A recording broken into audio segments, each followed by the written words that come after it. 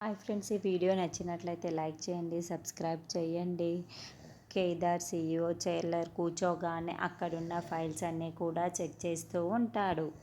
వెంటనే కేదార్ చెక్ చేసి మన గోదాంకి వస్తున్న గోడౌన్ నుండి వెళ్తున్న వేటికి చాలా డిఫరెంట్ ఉంది, ఒకసారి వాటిని చెక్ చేయాలి అని కేదార్ అంటాడు. అవును, మనమే అక్కడికి వెళ్ళి చెక్ చేస్తే సరిపోతుంది కదా కేదార్ అని ధాత్రి అంటుంది. చెక్ చేయడం ఏమిటి అని యువరాజ్ టెన్షన్ పడుతూ ఉంటాడు. అదేంటి యువరాజ్, చెక్ చేస్తే తప్పేముంది అని కౌశికి అంటుంది. అంటే ఏంటి యువరాజ్ అంతలా టెన్షన్ పడుతున్నావు అంటే వాటిలో మేము చూడకూడదని ఏమైనా దాచావా ఏంటి అని ధాత్రి కావాలని నవ్వుతూ ప్రశ్నిస్తూ ఉంటుంది.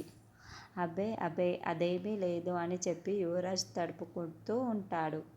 వాళ్ళు చెక్ చేస్తే మంచిదే కదా, అన్ని విషయాలు తెలుసుకోవడం, ఇలా చెక్ చేసుకోవడం మంచిదే కదా అని వాళ్ళని చెక్ చేయనివ్వు కౌశికి అని అంటుంది.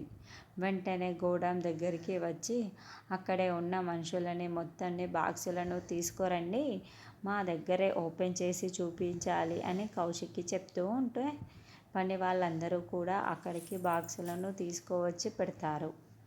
అయ్యో, ఎన్ని రోజులు కూడా అక్క దగ్గర బయటపడకుండా నేను దాచుకుంటూ వస్తున్న నిజాన్ని ఈరోజు బయట పెట్టేస్తున్నారే. ఇందులో స్మగ్లింగ్ వస్తువులు, తుపాకులు అన్నీ ఉన్నాయి. అక్కకి తెలిస్తే ఇంకేమైనా ఉందా అని యువరాజు చాలా చాలా టెన్షన్ పడిపోతూ ఉంటాడు. ఇప్పుడు వీటన్నింటినీ మేము ఓపెన్ చేసి చూడాలి అని ధాత్రి కేదార్లు చెప్తున్నారు కదా, వాళ్ళని ఓపెన్ చేసి చూడండి, చూపించండి అని కౌశికి కూడా చెప్తూ ఉంటుంది. బాక్స్ని ఓపెన్ చేయగానే అందులో ఉన్న ఒకదానిని కేదార్ చేతిలో తీసుకొని చూస్తూ ఉంటాడు.